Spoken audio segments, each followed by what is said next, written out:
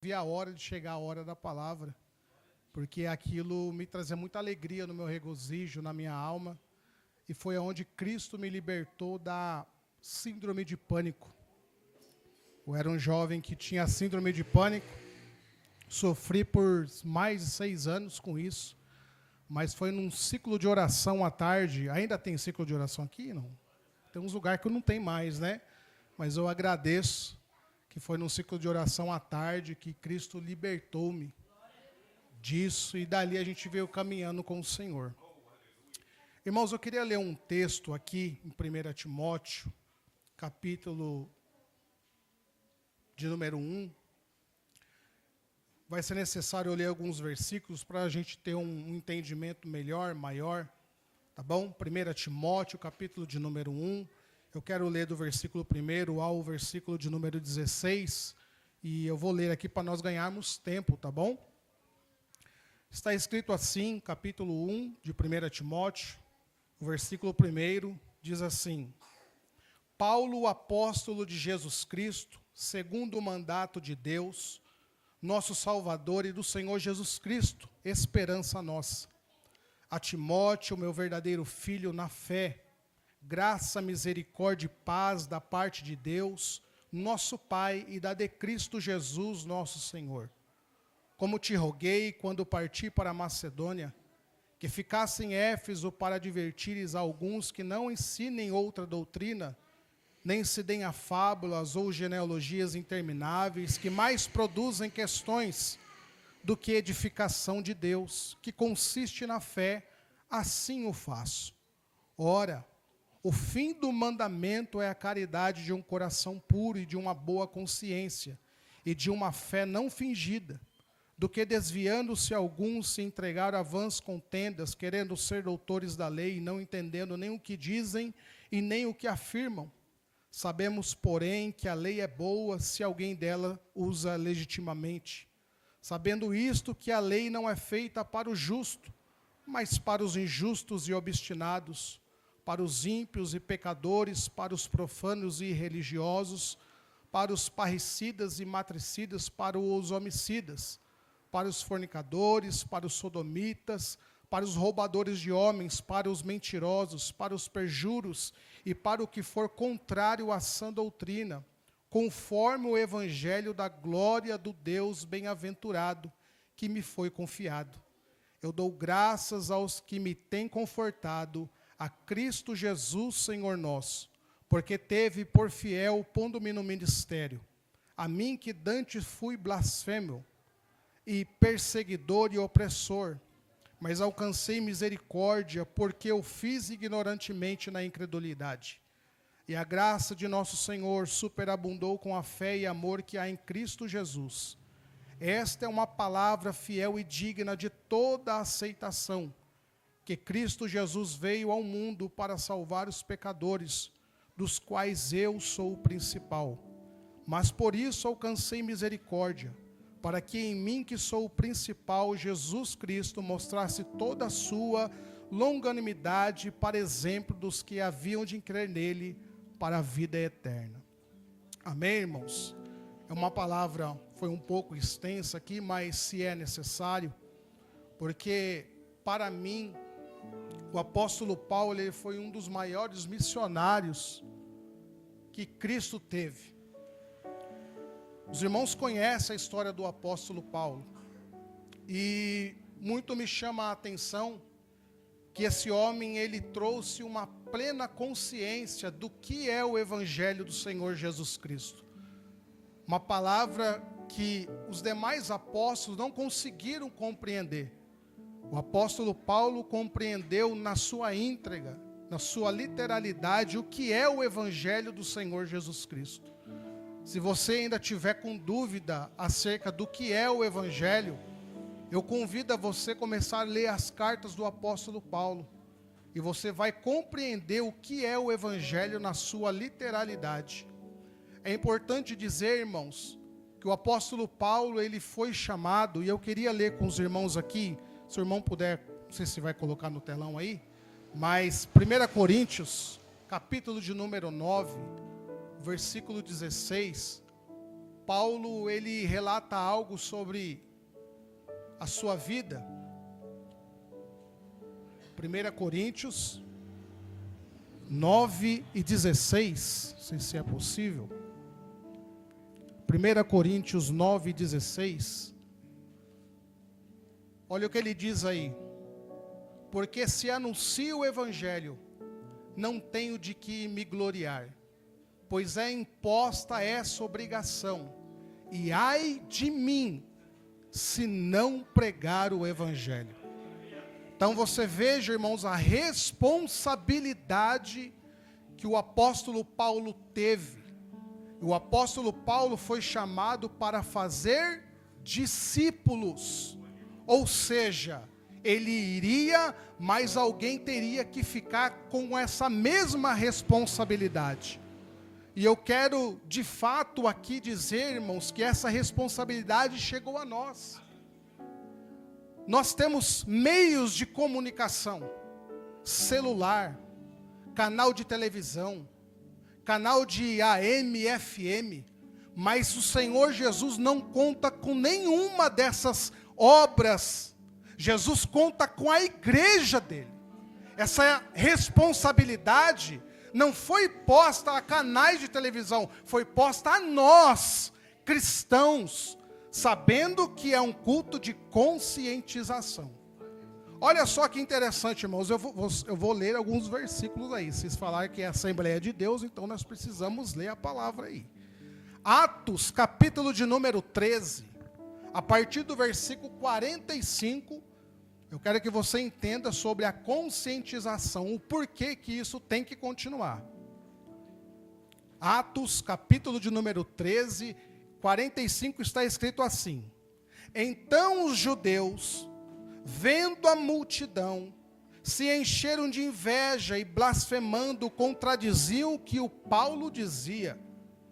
Mas Paulo e Barnabé, usando de ousadia, disseram: Era mister que a vós vos pregasse primeiro a palavra de Deus, mas visto que rejeitais e vos não julgais dignos da vida eterna, eis que nós voltamos para os gentios, porque o Senhor assim nos mandou: Eu te pus para a luz dos gentios, para que sejas de salvação até os confins da terra. E os gentios, ouvindo isto, alegraram-se e glorificaram a palavra do Senhor, e creram todos quanto estavam ordenados para a vida eterna. Pode ser que esta palavra a você não tenha compreensão, mas eu vou falar para você que na palavra de Deus existe o hebreu, existe o israelita, existe o judeu e existe o gentil. Tem algum hebreu aqui? Tem algum israelita aqui? Tem algum judeu aqui? Mas gentil tem. Essa é a conscientização que nós temos que ter. A Bíblia nos diz em Romanos 11 que Cristo é a oliveira. Os ramos são judeus. Só que os judeus, como eu li aqui, eles rejeitaram a mensagem de Cristo.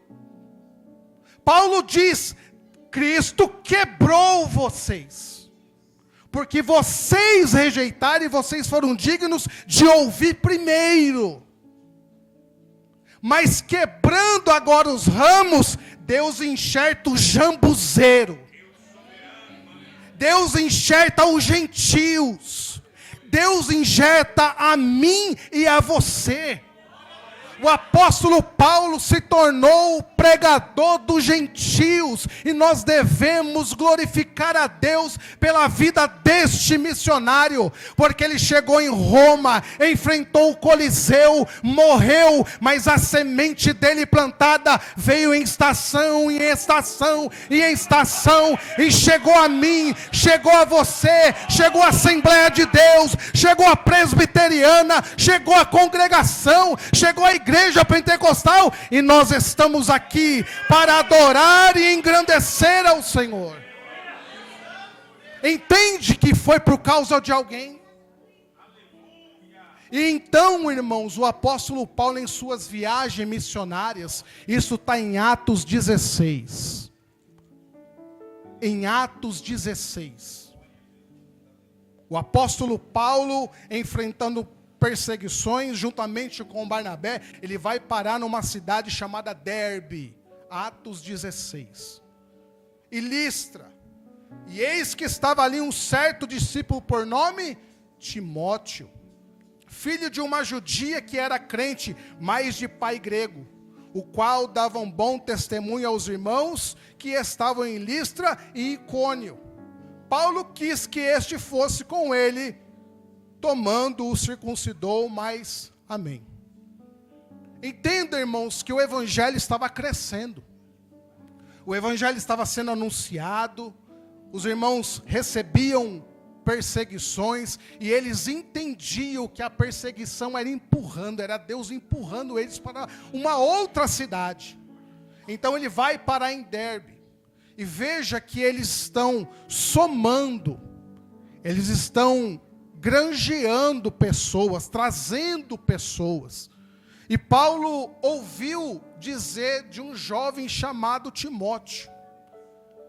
E é interessante isso, irmãos, que na minha meninice eu sempre ouvi que ser crente é coisa de velho. Quando você aprontou de tudo, já não tem mais do que fazer, e você vai para a igreja. Mas eu aprendi que isso é mentira. Então veja que aqui, o apóstolo Paulo chama um jovem para estar junto com ele.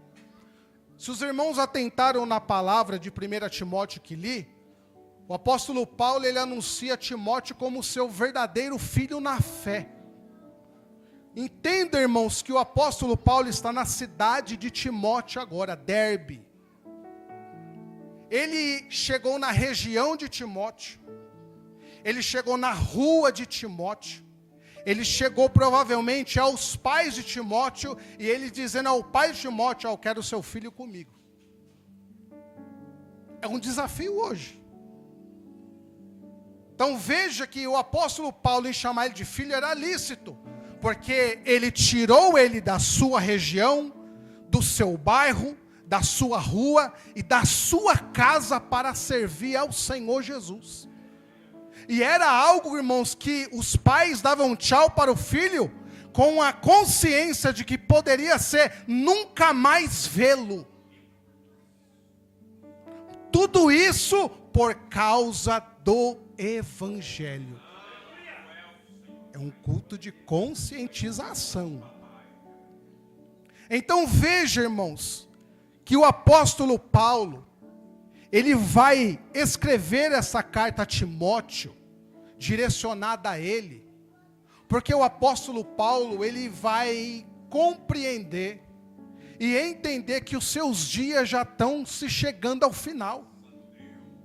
Ele fala: olha, Timóteo, o meu sangue já está sendo pedido, mas por você essa obra tem que continuar. Todo mundo aqui elogiou o pastor, mas um dia o pastor vai passar.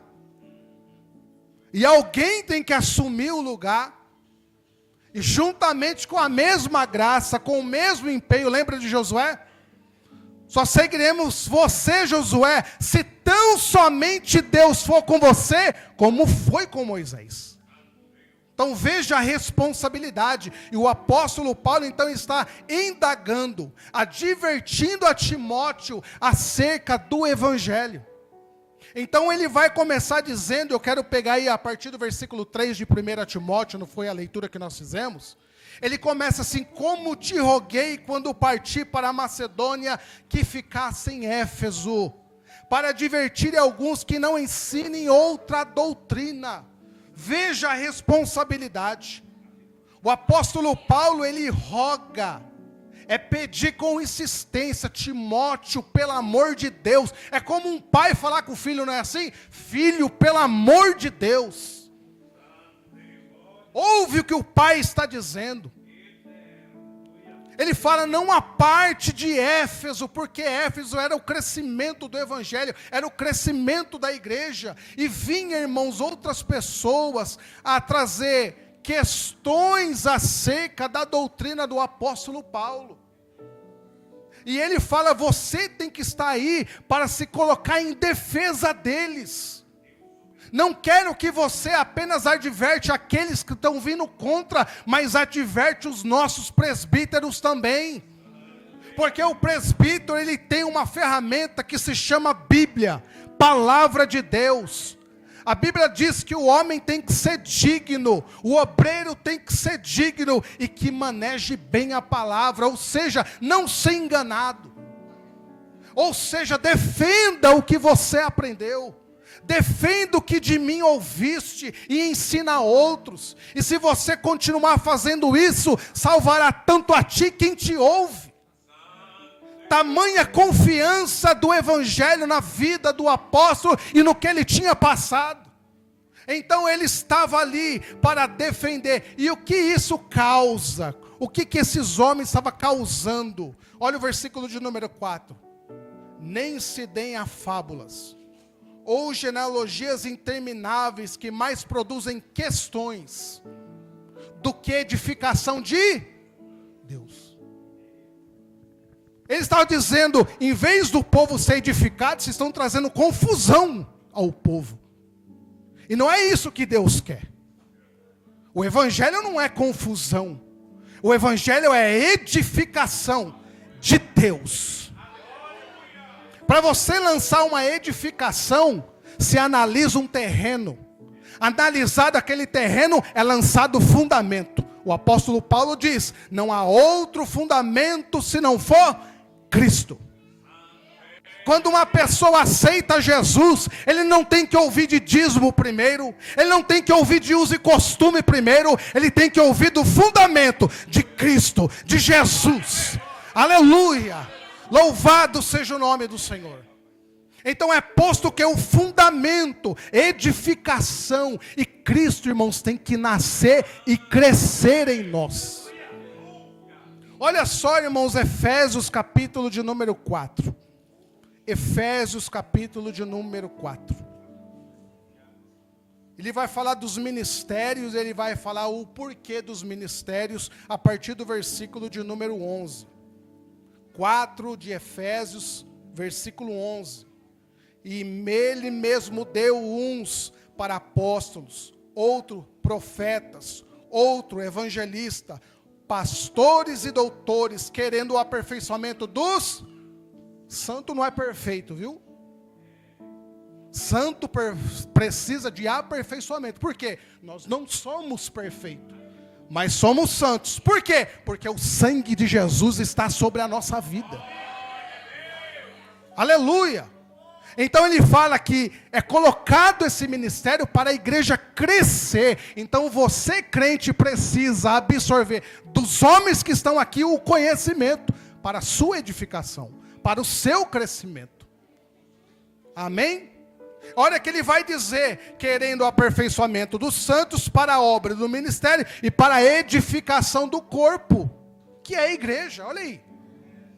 Olha só que ele vai dizer: até que todos cheguemos à unidade da fé, uma só igreja, um só povo, uma só fé.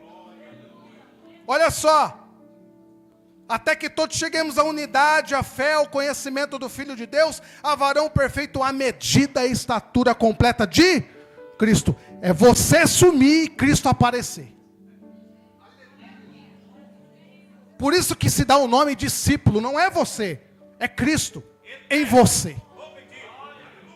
É deixar de você, como eu posso dizer aqui, é a sua identidade sumir e a de Cristo aparecer. Olha só o que ele vai dizer lá na carta que nós lemos de Timóteo.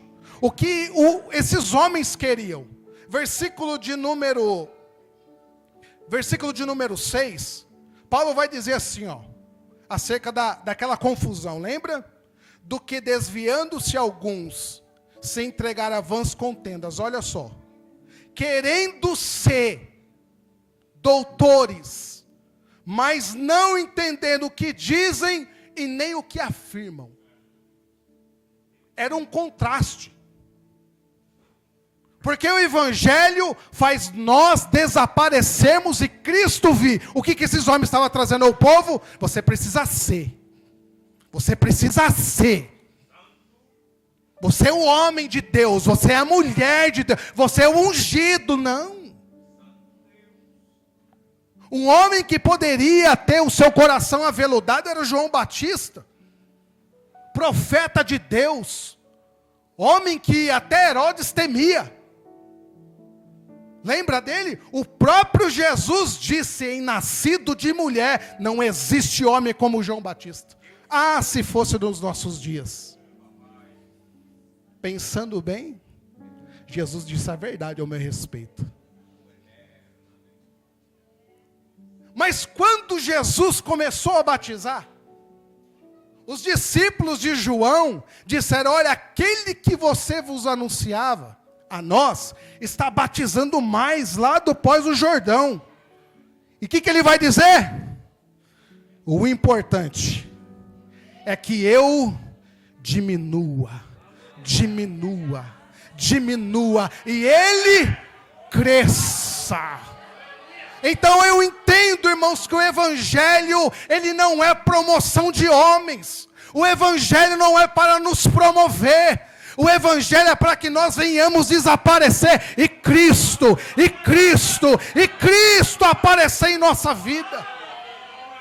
Isso aconteceu com o apóstolo Paulo também. Numa pregação missionária na rua, onde crente era batizado com o Espírito Santo, no meio da praça. Ele cura um homem, aleluia, pela pregação do Evangelho. Ele cura um homem e as pessoas ali, tinha deuses que chamavam Mercúrio e Júpiter. E um disseram, olha, Mercúrio e Júpiter estão no nosso meio. E começou ali a anunciar Paulo como Júpiter, Barnabé como Mercúrio. Ele, não, nós somos homem como vocês. E ele começou a exaltar a Deus, porque ele entendeu que não era ele, não sou eu, é Cristo. Então, irmãos, se nós pregamos, não sou eu, é Cristo. Se você canta, não é você, é Cristo. Se Deus te usa, não é você, é Cristo, é Cristo, é Cristo. Aleluia. Deus é maravilhoso. Eu tenho 10 minutos, eu vou concluir rápido aqui. É interessante também dizer, versículo de número 8, Paulo fala, sabemos, porém, que a lei ela é boa, se alguém dela usa legitimamente. Sabendo isto, que a lei não é feita para o justo, mas para os injustos, e ali Paulo relata as pessoas injustas, pecadores. Ele fala, irmãos, concernente para os irmãos entender, a lei de Deus servia como algo, como parâmetro para a nação. Como para nós hoje tem um código penal. O código penal não é para nós, mas ele te ensina alguma coisa. Ele te ensina a você não cometer homicídio, porque se você cometer homicídio, você vai ter as consequências do que está escrito lá. Então ela serve apenas de parâmetro, mas ela não é para nós. Ela é para os injustos. Só que Paulo coloca os injustos como aqueles que são contrários à doutrina, ao contrário, o Evangelho. Porque crente é uma bênção, irmão. Crente não rouba, crente não mente ou não deveria mentir. Crente é honesto quando ele recebe 10 reais a mais no caixa e fala, nossa, Deus me abençoe. Não, tem que ir lá devolver. Porque tem crente assim, irmão. Ele pega emprestado, ele devolve no prazo, não é isso? Ou deveria entregar, não é verdade? Então o que ele está falando assim, que as pessoas que cometem isso daí, que eles são destinados a essa lei aí, é que elas são contrárias ao Evangelho. Isso abre um leque para os governadores, prefeitos, presidentes entender, irmãos, que a igreja, ela faz a diferença na terra. Ele está dizendo, olha, esses homens que cometem isso, eles não estão no evangelho. Porque se tivesse, a nação seria uma bênção. Está entendendo, irmãos? O quanto você é importante. O quanto a palavra que está em você é importante. Irmãos, eu li algo esses dias que eu sempre li e nunca entendi. Depois Deus me abriu um entendimento. Os irmãos lembram, ou já ouviu falar do rei Acás? Rei Acás, Isaías capítulo 7, depois você lê lá. O que acontece, para mim trazer aqui para os irmãos entender? O que acontece? Israel e a Síria, eles armam um conselho para invadir Judá. Quem era o rei de Judá? Acás. Acás recebeu a notícia, a Bíblia fala que ele se estremeceu como uma árvore do bosque. Só que ele se estremecendo, o povo também se estremecia, porque o parâmetro do povo era o rei. Por isso que Provérbios diz, quando o rei não age com sabedoria, o povo padece. Porque ele seria de referência, de fé, de busca, de determinação. E Acás estremeceu. Deus entendeu o coração de Acás, e ele pede para que Isaías vá lá, e Isaías tinha um filho chamado Jear-Jesub. Jear-Jesub significa o renovo voltará. E Isaías era profeta de Deus. E Isaías significa o Senhor salva. Então veja que Deus falou para que Isaías falasse a Acás para que pedisse um sinal. Mas eu entendi, por que o filho dele foi junto? Por que o filho dele foi junto? Mas veja que é taxativo na Bíblia, Jear-Jesub significa o renovo voltará. Porque ele não precisava abrir a boca. Ele era uma mensagem. Você está entendendo? Você não precisa às vezes abrir a boca. Você é uma mensagem. Irmão, se nós entendemos o que é o evangelho na nossa vida, o que é a mensagem da cruz, porque é essa mensagem que tem que estar em nós, a mensagem da cruz. Por que a mensagem da cruz tem que estar em nós? 1 Coríntios, capítulo 1, versículo 18. Coloca aí, irmãos. Coloca bem grande no telão aí. 1 Coríntios, capítulo 1, verso 18. O porquê que a mensagem da cruz tem que estar em nós? Porque a palavra da cruz é loucura para os que perecem. Mas para nós que somos salvos, quem é salvo aqui? Se você ainda se sente não salvo, a gente vai fazer o apelo, você aceita Jesus, para que o poder de Deus esteja sobre a sua vida. Por que a mensagem tem que estar em nós? Porque ela se torna loucura para o mundo, mas para nós, ela é o poder de Deus na vida do crente. Paulo ou Marcos, evangelista, escreve, e estes sinais seguirão aos que crê. Quem crê aqui? E em meu nome expulsarão demônios, em meu nome pisarão serpente e escorpiões, em meu nome orarão aos enfermos, eles serão curados, em meu nome orarão ao morto e ele vai ressuscitar, e se comer alguma coisa mortífera, dano algum não fará. Esta é a mensagem da igreja.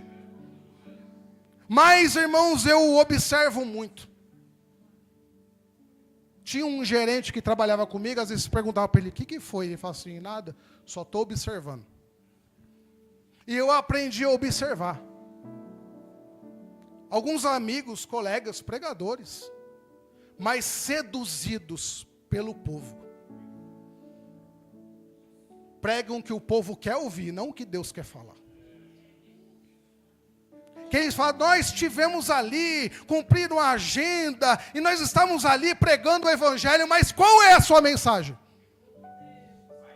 Deus vai te dar, Deus vai fazer, Deus vai cumprir, e se Deus não fazer? E se Deus não cumprir? Então eu aprendi, irmão, que eu preciso pregar uma mensagem assertiva, que essa para mim não tem erro. O que é? Cristo. Pregue a Cristo. Irmãos, eu falei para os irmãos, eu amo tanto o apóstolo Paulo, que este homem, ele tinha audácia de falar às pessoas, como em 1 Coríntios capítulo 11, seja, pois, meus imitadores. Irmão,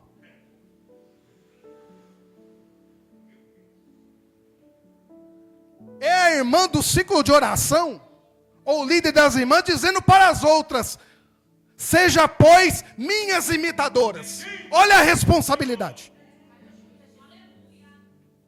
É como o líder de jovem dizer para os demais, seja como eu, meu imitador. Mas eu vou te dar a forma original, como eu sou de Cristo. Como eu sou de Cristo. Como eu sou de Cristo. Como eu sou de Cristo. Não adianta você colocar você, tem que colocar Cristo. Não adianta você colocar, irmã, você ou o que você quer. Eu disse uma vez para as irmãs da igreja, vocês têm que parar com isso, irmãos. De dizer, eu estou sentindo. Quem está sentindo, irmão, está sentindo qualquer coisa. Sabe o que é isso? É falta de oração, de busca, de leitura, de dobrar o joelho. Aí você levanta, irmãs, eu tenho uma palavra de Deus para você. É um jovem cheio de Deus dizer, jovens, eu tenho uma palavra de Deus a você. Certeza do que vai falar. Então veja, irmãos, que quem prega a Cristo não se frustra. E há uma vantagem em pregar o Evangelho. Eu vou terminar aqui. Atos, capítulo de número 14. Aleluia. Atos 14. E aconteceu que em Icônio entraram juntos na sinagoga dos judeus e falaram de tal modo que creu uma grande multidão, não só de judeus, mas também de gregos. Mas os judeus incrédulos incitaram e irritaram contra os irmãos os ânimos dos gentios. Detiveram-se, pois, muito tempo falando ousadamente acerca do Senhor, o qual dava testemunho da sua graça. Eu não sei se os irmãos conseguem pegar, está vendo essa palavrinha o qual? Isso aí se chama na gramática pronome relativo, que você pode substituir ele pelo que. Então veja, o apóstolo Paulo está pregando ousadamente a palavra do Senhor, que, esse que remete não a Paulo, mas o Senhor, que dava testemunho da sua graça, permitindo que por suas mãos se fizessem sinais e prodígios. Quando se prega o Evangelho, quem está no meio, Cristo. Por que eu vou pregar outra coisa se não for pregar o Evangelho? Eu prego o Evangelho, quem coopera comigo? Cristo. Eu prego o Evangelho e Jesus dá testemunho dele, acerca do que eu estou falando, aí eu oro para o enfermo, Jesus cura ele. Para que eu vou falar de mim? Para que eu vou falar de você, dos seus planos? Irmão, hoje não é culto de falar dos seus planos não, é falar dos planos de Deus. Porque missões é plano de Deus, é obra de Deus, não é minha obra, é obra do Senhor. E graças a Deus que Deus ainda nos inclui nessa. Aleluia, louvado seja o nome do Senhor. Outra situação que acontece aqui, olha só o que acontece, versículo de número 7, e ali pregava o Evangelho, e estava sentado em Listra certo varão leso dos pés, coxo desde o seu nascimento, o qual nunca tinha andado. Este ouvindo falar o quê? Falar, você vai vencer? Falar, Deus não te quer como cauda, Deus te quer como cabeça. Este ouvindo Paulo falar de Cristo, ele veio, morreu, mas ao terceiro dia ressuscitou. Aleluia. E este homem foi atraído pela mensagem. Por isso que nós somos chamados de pescadores. O que você faz com um peixe quando coloca a isca? Você atrai. Então nós temos que atrair o povo, não pelas coisas, irmãos, que são terrenas, que é passageira, como prosperidade. Mas nós temos que atrair o povo pelaquilo que é eterno. A salvação, perdão dos pecados, morar no céu com Cristo. E veja que isso produziu fé. A palavra diz que a palavra produz fé. E este homem ouviu o que Paulo estava falando. Paulo viu nele que ele tinha fé. E ele fala: coloque sobre os teus pés. Em nome do Senhor Jesus Cristo, esse homem saiu de lá andando. Sabe por quê? Porque o evangelho, irmãos, ele tem que estar em nós. Essa é a conscientização que nós como igreja precisa ter, como você como irmã precisa ter, vocês como jovem precisam ter. Não tenha vergonha de falar de Jesus não, viu? Não tenha vergonha. Jesus Cristo é a mensagem que tem que estar estampada na nossa vida. Amém, irmãos? Aqui eu encerro. Em nome do Senhor Jesus.